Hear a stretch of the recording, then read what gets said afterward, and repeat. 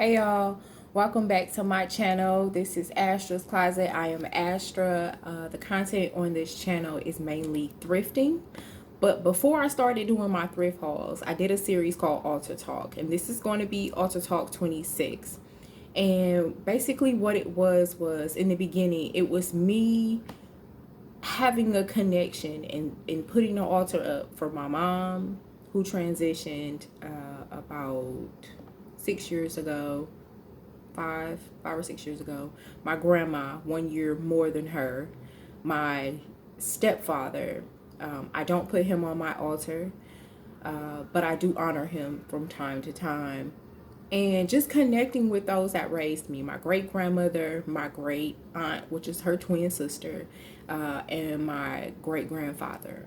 I don't put him on the altar because he just really wasn't a friendly man. So that I know that wouldn't be his style. But like I say, I don't put my great grandfather and my stepfather on my altar, but I do take times to remember them and honor them. And sometimes I say things like, I thank you for this and that, because my great grandfather bought my great grandmother a house.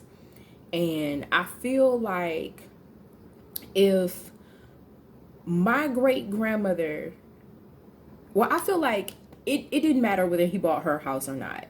She would have taken me and my mom in. But he bought her this house. And I really, really honestly think when I was younger, like, I'm serious about this. I know he didn't want us there. He told her several times, like, yo, you done brought all your family over here, everybody living in the house, like, seriously. And I just thought about it like I was laughing, because my altar is lit and I take time to sit down and read the Bible to them. I'm not a big Bible reader anymore.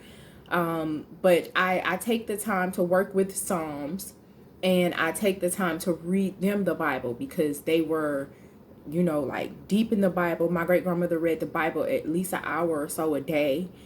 She lived and worked through Psalms. That's how I realized that it was meant for me to work through Psalms using some hoodoo practices. So, I just know that he didn't really want all these people in the house.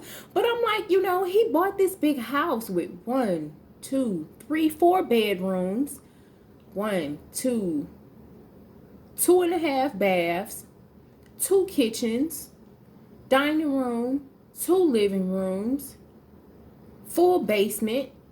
Like, we had a pretty big house. And they didn't have any children together. So it's like, how did he not know that she wasn't getting ready to grab the squad and tell him to come on? Like, so I grew up in the house. Me and my mom lived upstairs. My grandmother, my great grandmother, her husband, and her twin sister, they all lived downstairs. And me and my mom lived upstairs. And so, I just thought about that. I don't know how I'm coming to tell y'all about this. This is not what I wanted to get on here and talk about.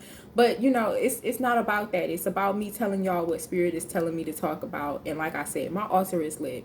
So last night, I really cannot remember what I came here to talk to y'all about. Last night, I sat down and I took some time. Give me a second, you guys. I took some time I read a lot of Bible verses to them, because though I don't participate in a lot of Christianity customs, like I said, I work with Psalms.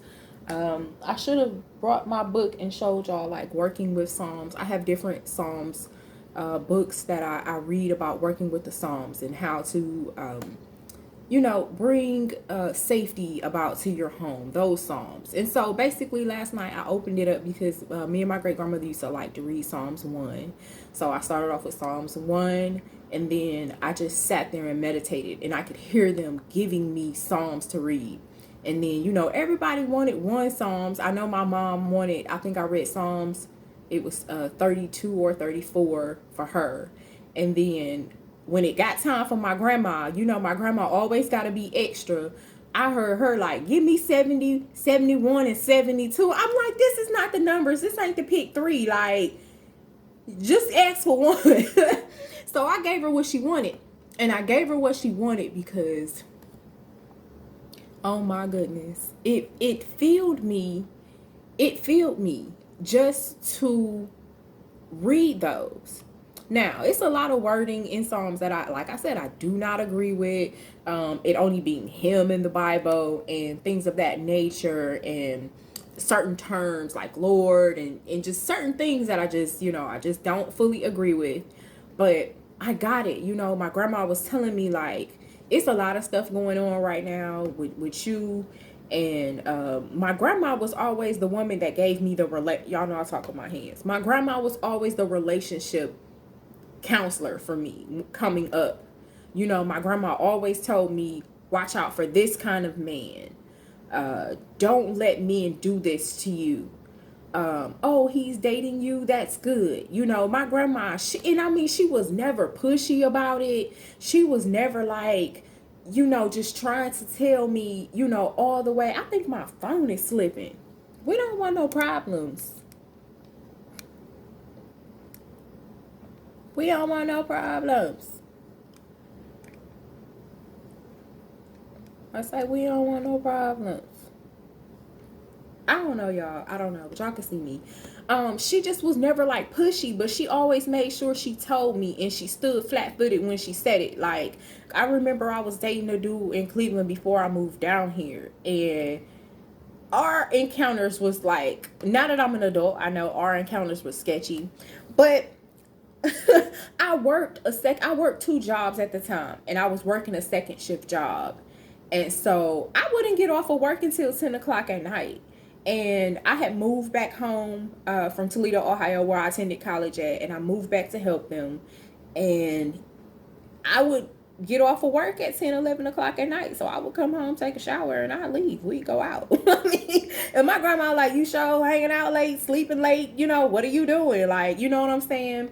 And I just respected her for that. So when she brought me those Bible verses, it told me what she was telling me back then. And I know that pertains to my life now.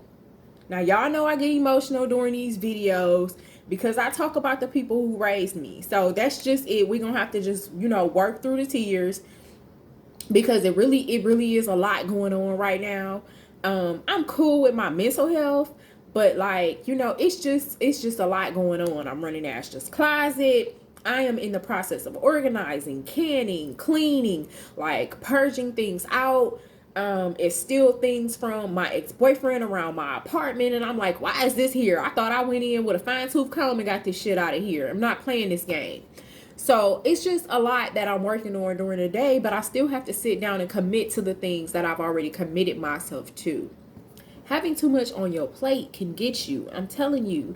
But I'm like the queen of having too much shit on my plate. I just, not having a whole bunch of stuff on my plate just bores the crap out of me. So I have to stay moving, and I have to stay going.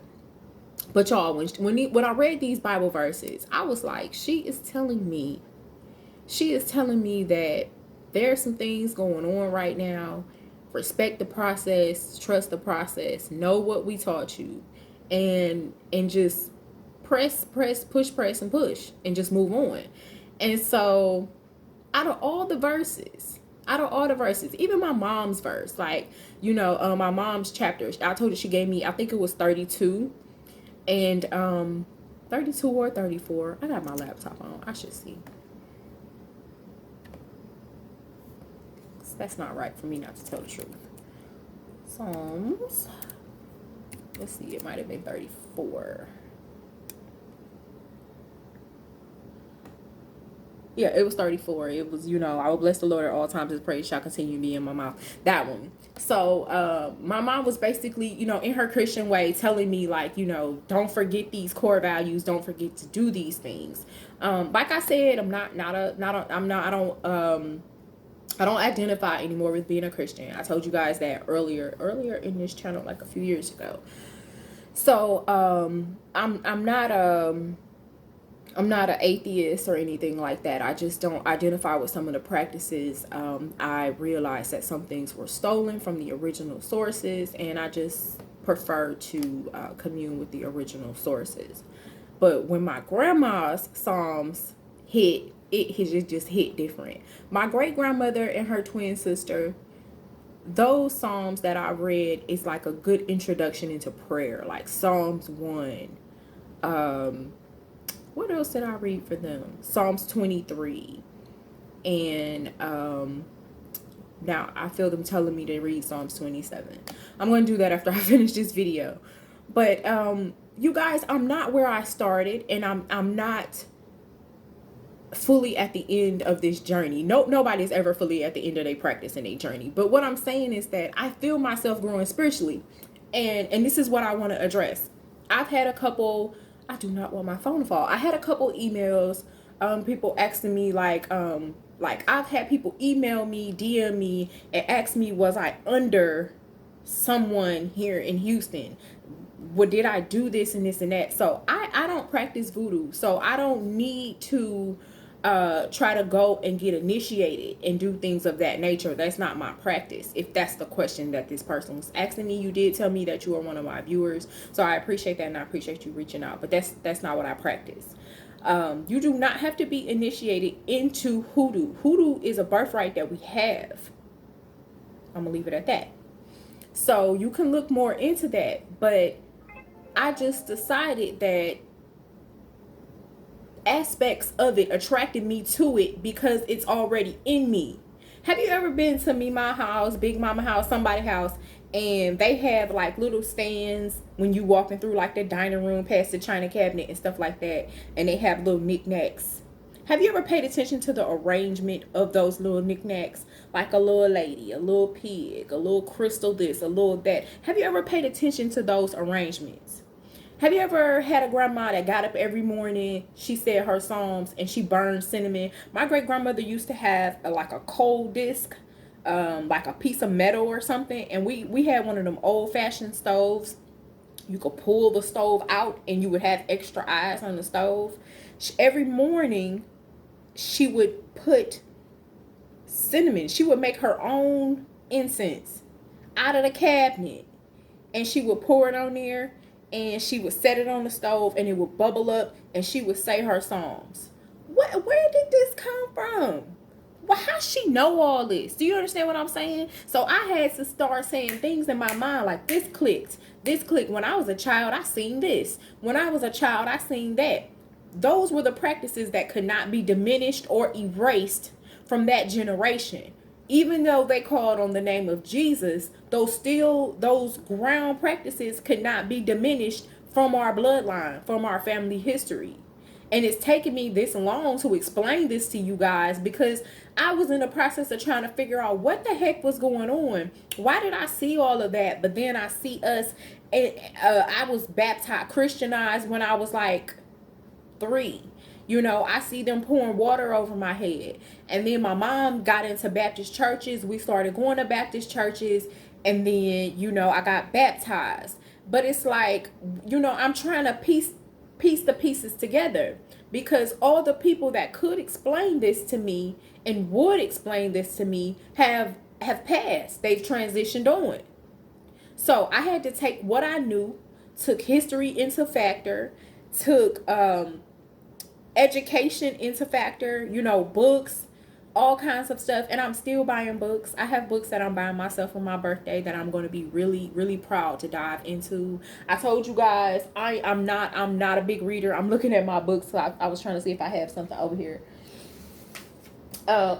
This is the only one that I have available right now. I've showed this to you guys. I put this on my Instagram before. This is Legends of Incense, Herb and Oil Magic by Louise de Clermont.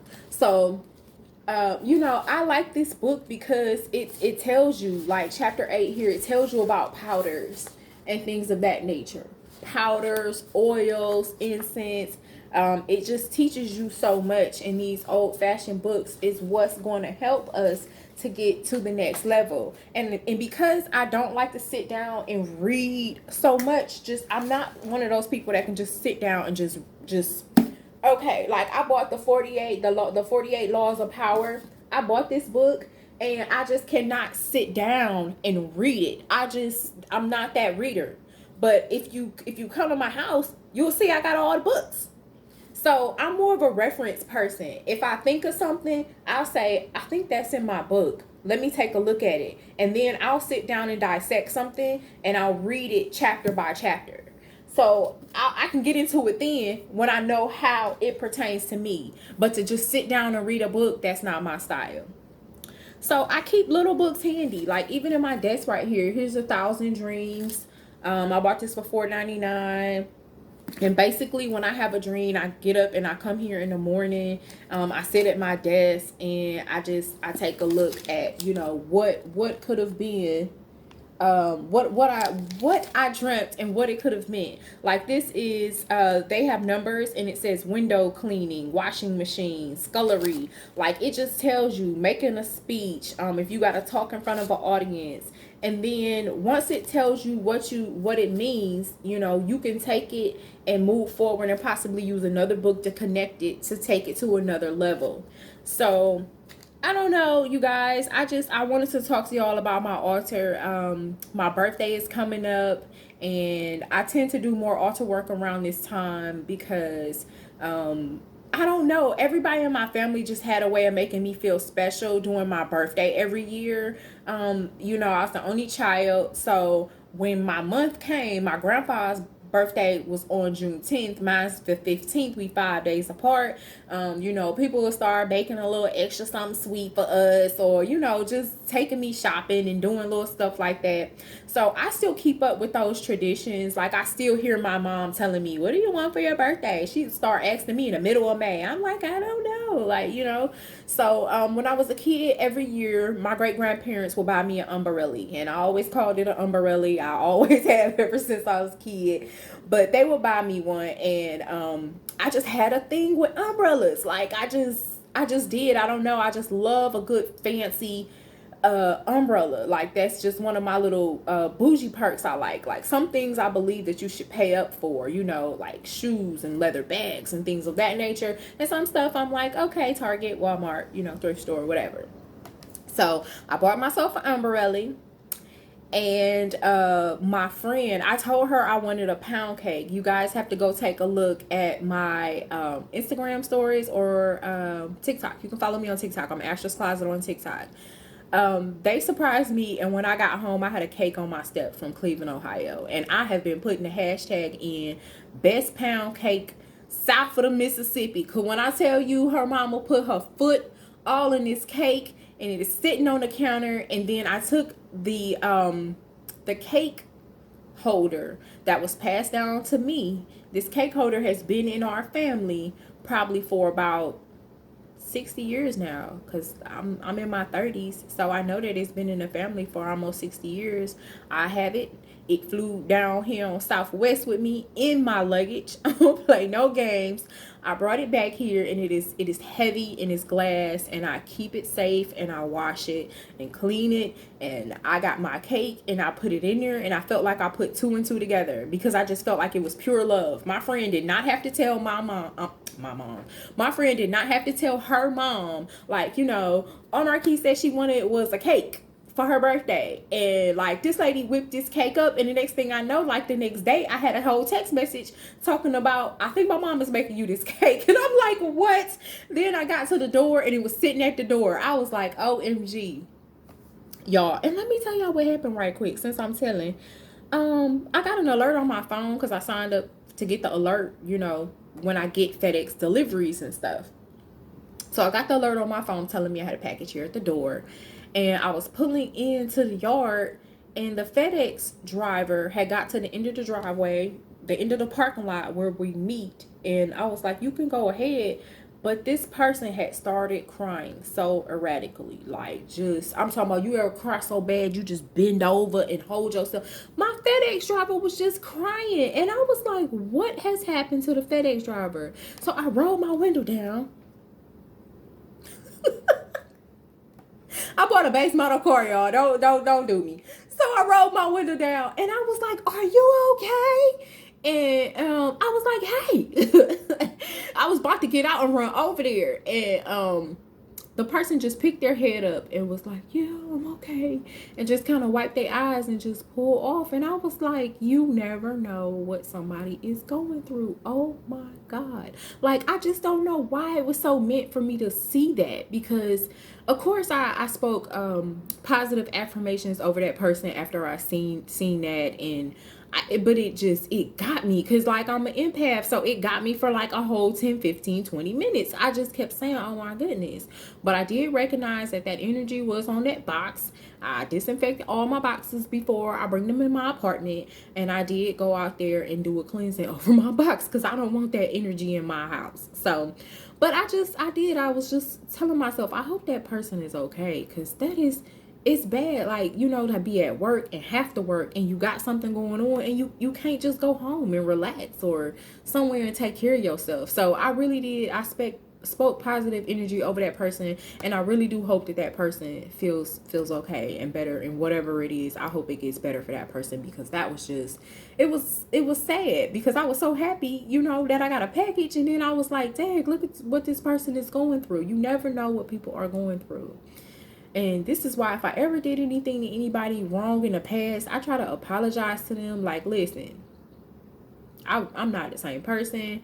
It was life that was causing them outbreaks, outbursts, outlandish remarks, or negativity, you know, towards a situation, or just a thought process. Like, you know, you never know what somebody's going through. But that's more like college life, where I've apologized to people. I don't apologize for anything anymore, because I feel like if I do something to you, you really did something wrong to me, and that's not right. I'll sip my tea on that note. Okay, so this has been a long video, but I feel like I needed to bring it to this point. I appreciate y'all if you still here. I have a lot of new thumbnails on this channel. I think that's driving a little bit more traffic here, so I'm thankful. If you are new to this channel, this is my Altar Talk series. I gave you a nice intro on why I do these series and all of that good stuff, so I appreciate y'all. I probably won't make another video until after my birthday, which is next Tuesday on June 15th. I'm excited. All right, y'all, that's it. Peace and blessings. Peace, peace, peace, peace, peace.